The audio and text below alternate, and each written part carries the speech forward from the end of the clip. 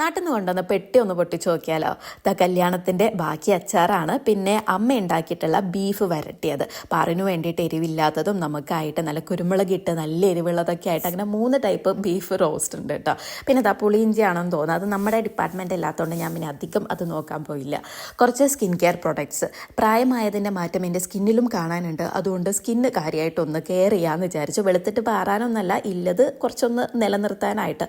രാസവളമൊന്നും ഇല്ലാതെ പാറുക്കുട്ടി ആയിട്ടുണ്ടാക്കിയിട്ടുള്ള നേന്ത്രപ്പഴം, അച്ഛൻ നട്ട് നനച്ചുണ്ടാക്കിയിട്ടുള്ള നേന്ത്രപ്പഴം. പിന്നെ മൈസൂർ കല്യാണത്തിനാണല്ലോ പോയത്, അതുകൊണ്ട് കുറച്ച് മൈസൂർ സ്വീറ്റ്സ് ഉണ്ട്. പിന്നെ അതാ കപ്പ ചിപ്സ് ഉണ്ട്, ഒരു കോലൻ ചിപ്സ് ഉണ്ട്, പിന്നെ ബനാന ചിപ്സ് ഉണ്ട്. പിന്നെ അതാ കുറച്ച് ബുക്കുകൾ. ഇതിൽ കുറച്ച് ബുക്കൊക്കെ ഞാൻ നോറ്റ് കാത്തിരുന്ന് കണ്ണിൽ എണ്ണ ഒഴിച്ച് കാത്തിരുന്ന ബുക്കുകളാണ്. ഇതെന്താണെന്നൊക്കെ ഉള്ളത് ഞാൻ വരും വീഡിയോയിൽ അതിനായിട്ട് വേണ്ടി മാത്രം ഒരു വീഡിയോ ചെയ്യാം കേട്ടോ.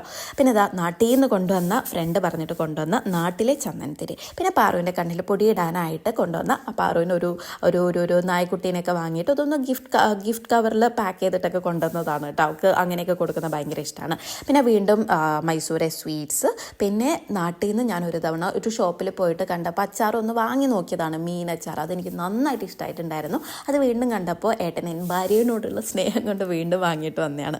പിന്നെ അതാ നമ്മളെ മൈസൂർ സ്വീറ്റ്സ് തുറന്ന് കാണിച്ചില്ല എന്ന് വേണ്ട, ഇതൊക്കെ എന്തോ ഒരു ടേസ്റ്റാണെന്നറിയോ. ഞാൻ പൊതുവേ മൈസൂർ സ്വീറ്റ്സ് എന്നൊക്കെ പറയുമ്പോൾ എനിക്ക് അത്ര വലിയ ആക്രാന്തമൊന്നും ഉണ്ടാവാറില്ല.